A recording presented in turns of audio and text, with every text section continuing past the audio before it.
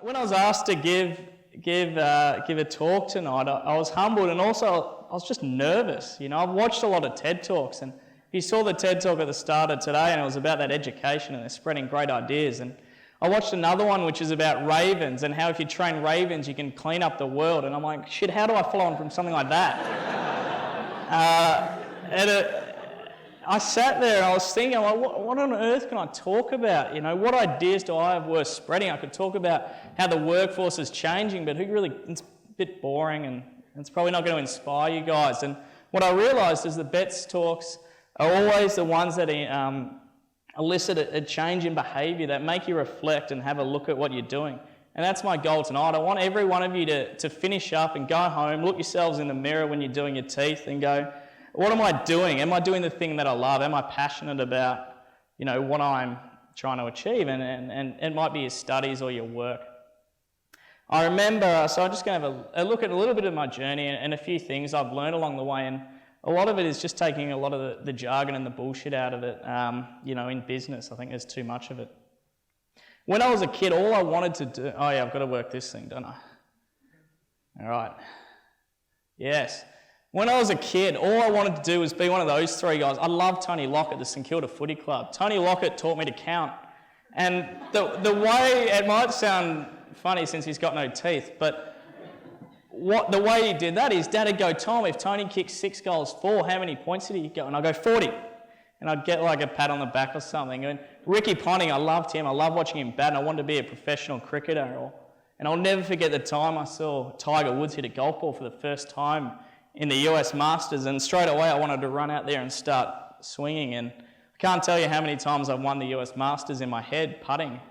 Either that or a couple of bucks off my friends. And so much so was my love for Tiger that in year 10 years later, I walked into my careers counsellor, and I wasn't even that good at golf. And I told her, I said, I want to be a professional golfer. I really do. And she sort of looked at me, and as career counsellors do, they're polite, and they go, yeah, that's good.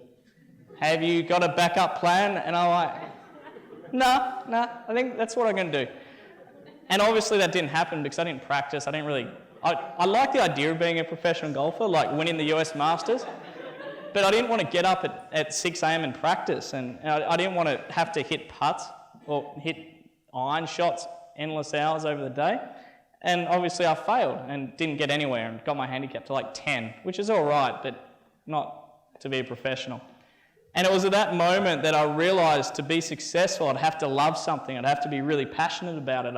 It couldn't just be a vision of what I wanted to be. It couldn't be a Twitter feed. Like so many people tell you on Twitter what they are. Oh, I'm an entrepreneur. Are you doing anything? No, but I'm an entrepreneur. Or back in the days when you're back in high school, it was your MySpace profile, and you know you showed the world that you were something, but you weren't living it. And I realised that to be successful, I'd have to really live it. I'd have to get up every morning and hit shots, and you'd have to remove ego. And what I mean by ego is it's willing to not be not to be successful in the short term.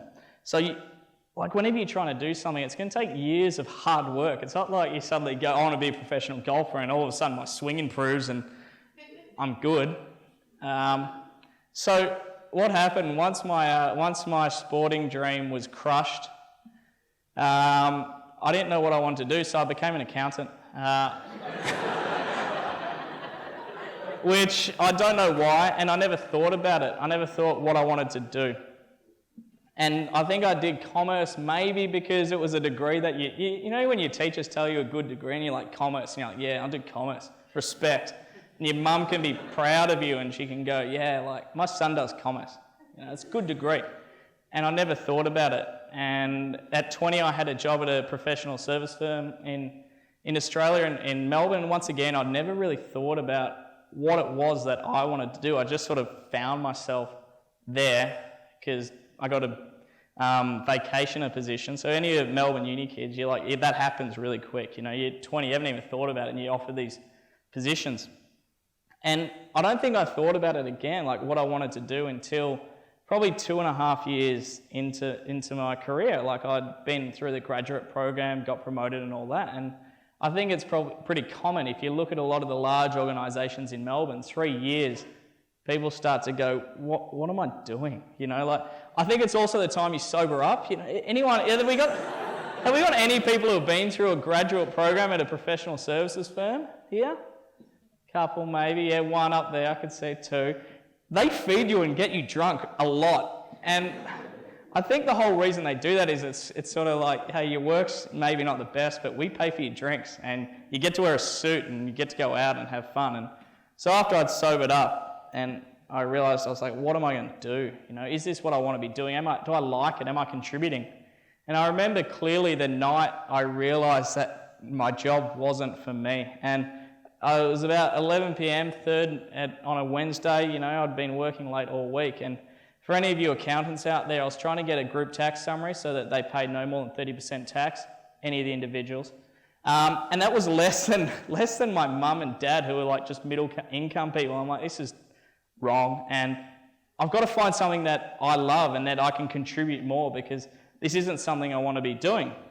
You know, I don't want to be spending all my talents every night working to the bone just so a family group with $9 million worth of yachts are paying no more than 30% tax. Like, it's just not something I want to do. And luckily, a couple of months later, I sort of had the idea for Sidekicker, or in those days, Lend Me a Hand, and I saw it could become possible. But what did I do? Like so many people, I just sat there and go, yeah, I'll talk about it. I'll tell everyone they got this idea and it's really good and I should do it, but I didn't do anything.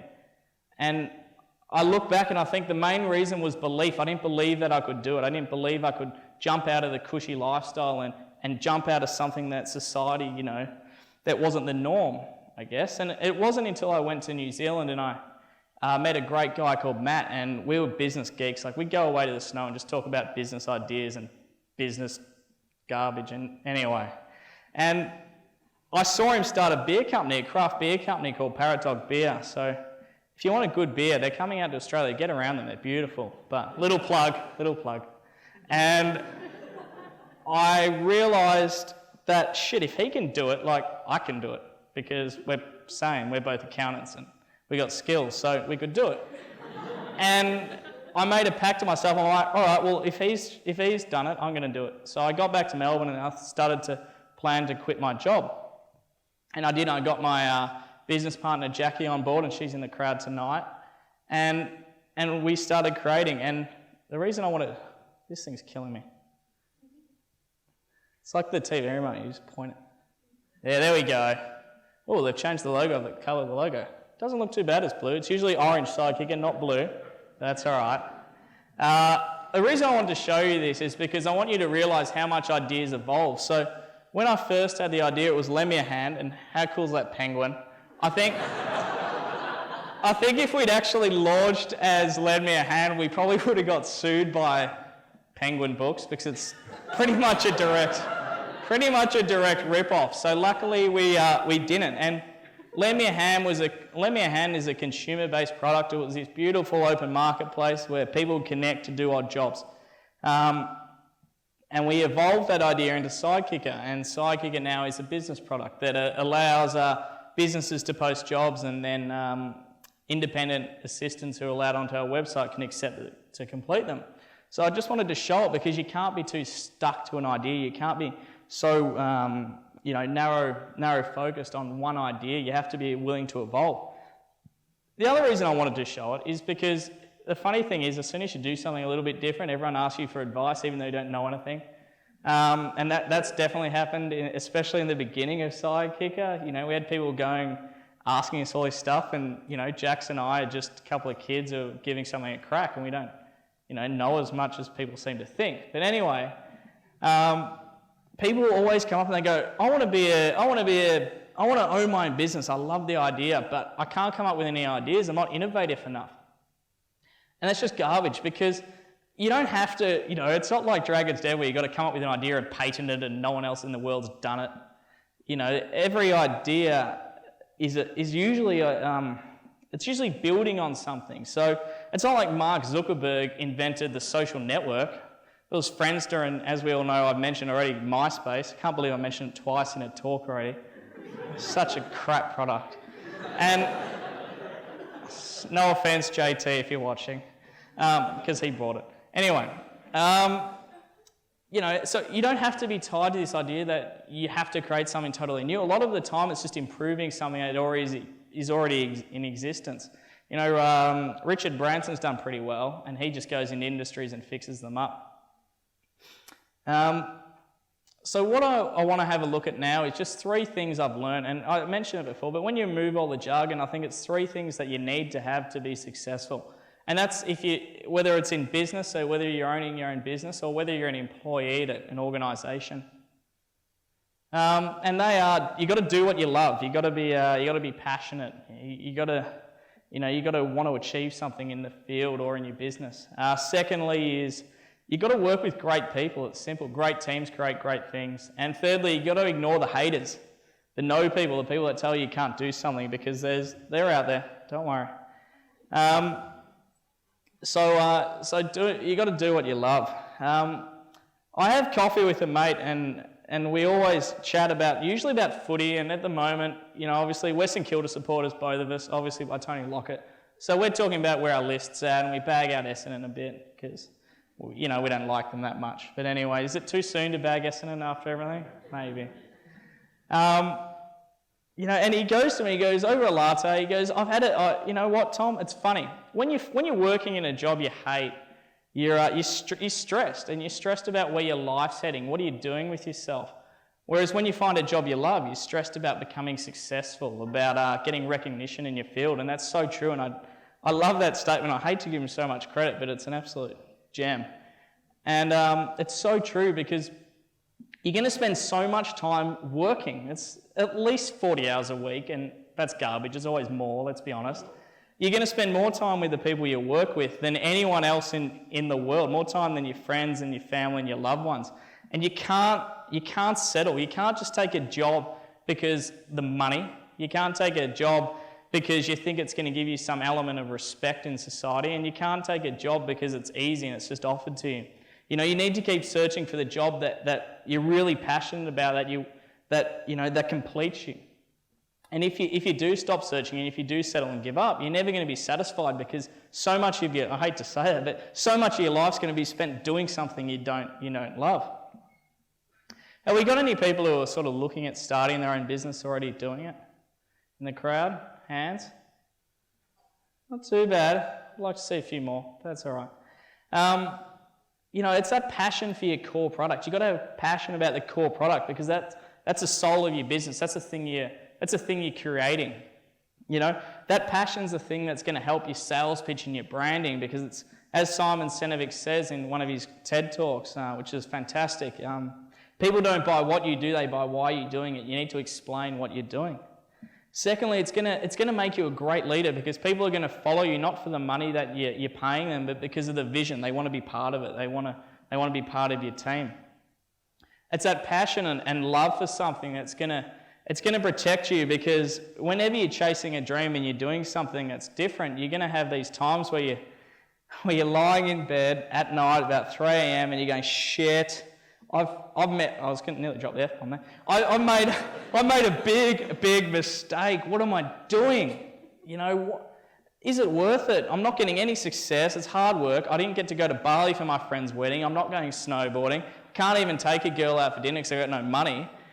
And it's that passion and love for your product that's going to keep you focused and keep you on your journey, and making sure that you're achieving what you want to do. Uh-oh. Did I hit left? No. Oh, no. I've broken it. I did. I really wanted this slide to come up because I love it. I'll talk about it in a little bit. But you got to work with great people, and you got to be, and that's whether you're an employee. Like, if you're an employee, work at a company that's good. Work at a company that's achieving something, that's doing something with your vision, and that's inspiring you. And if you're starting a business, make sure you've got a great team around you, because they're the ones you're going to lean on and you're going to fall back on.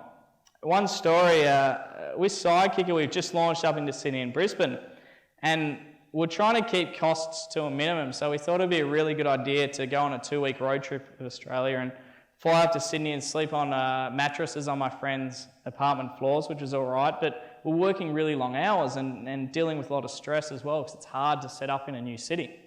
And we spent a week there, and then we decided we spent a week we went to Brisbane, and clearly Jax and I haven't had a holiday in a while because we forgot what hostels are actually like. We thought it'd be a really good idea to go up to Brisbane and stay in a hostel, and we're like, yeah, it's $25 a night, bargain.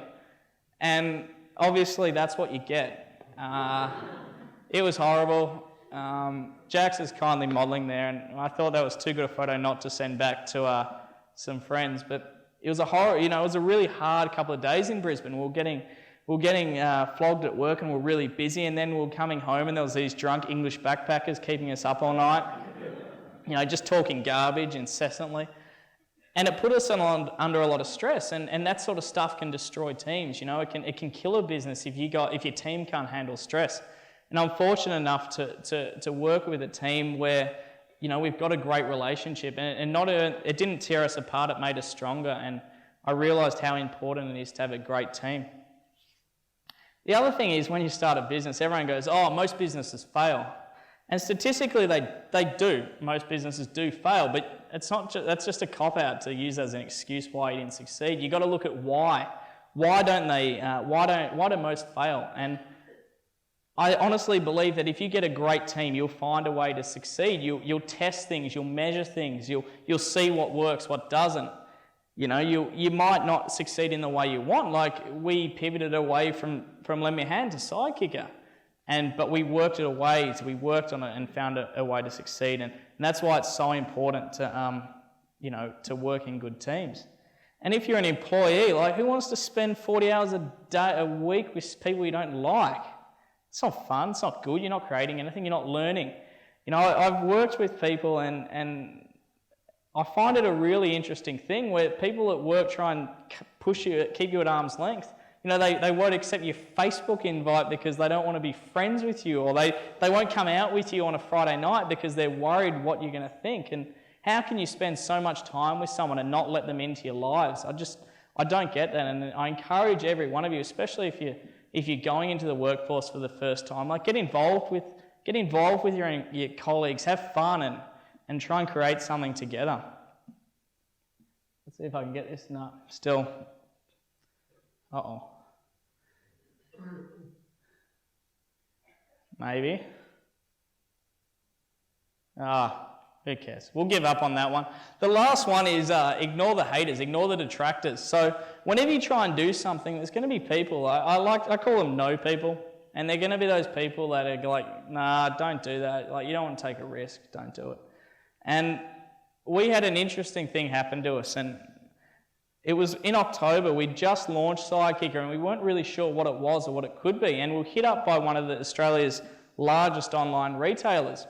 And they started sort of courting us and inviting us for meetings and looking at doing an acqui-hire, which is where they take all your company and then they employ you. And it was something that, I don't know, it was a bit strange, but we were chatting with them. And every meeting was the same. They'd talk to us about, how good we were, and then they'd break us down and say we couldn't do anything without them. We couldn't achieve anything. Oh. There we go. Oh, yeah. Yeah, look at Ali, knock him out. And we kept getting told that we couldn't achieve it, that business isn't like it used to be. If we went on our own, we'd fail and we wouldn't achieve it. And to be honest, we started to believe it, and it was really demotivating. And it took a lot of momentum away from our business. And in the end, nothing came of it, and it all fell through. And I'm so glad that it did, because I learned that valuable lesson that you've got to be really careful with who you take advice from and who you listen to. And it's not just when you're starting a business. I've got friends that have given up corporate jobs to try and become firemen. My sister did a degree at uni, and she went back and she changed it. She did psychology, and now she's doing interior design, and she realised it wasn't for her. And I love that people are always trying to search for something that they love and that they're passionate about. Yet these people are always going to come up against these, let's call them detractors or haters or no people, and they're going to try and justify to you why you shouldn't do something, why you shouldn't change path, why you shouldn't take on a new career. And they're not justifying to you why you shouldn't do something. They're justifying to themselves why they didn't go on that trip away, why they didn't change career or go back to university, and they're stuck doing something that they don't love. They're projecting their own insecurities, their own feelings. And you've got to be really careful, because when you do something that's a little bit different, or you take a change in path, there are going to be people that are going to tell you not to do it. There's so many that will support you, but you've just got to choose the advice you get given along the way. I love this story of the guy who started. Has anyone heard of Trade Me? Anyway, yeah, they did pretty well, and they were in New Zealand, and the bloke who started it, he told his bosses what he wanted to do, and some of them apparently told him that he was an idiot for trying to do that, and that he was so lucky to have his job. And now 10 years later, he exits for like 800 million. And luckily he didn't listen to those people. And every single startup has been told no. Airbnb got told shut down, told no, we don't want to give you money. And they're doing pretty well as well. And I wonder how many people out there have been told not to do something or have taken wrong advice, and how many ideas we've missed out on, and how many people are having created something because they were told that they shouldn't do it and it was a bad idea, and they listened to them. So final thing is just be careful who you take advice of. So that's all I've got for tonight. I just hope every one of you go home tonight and have a look at yourself in the mirror and ask yourself, if you're doing something you're passionate about, do you love what you're doing? And if you're not, how are you going to get on the path? How are you going to get onto that path? And it's not going to be easy, and it's just so important to find stuff you're passionate about. So thank you very much.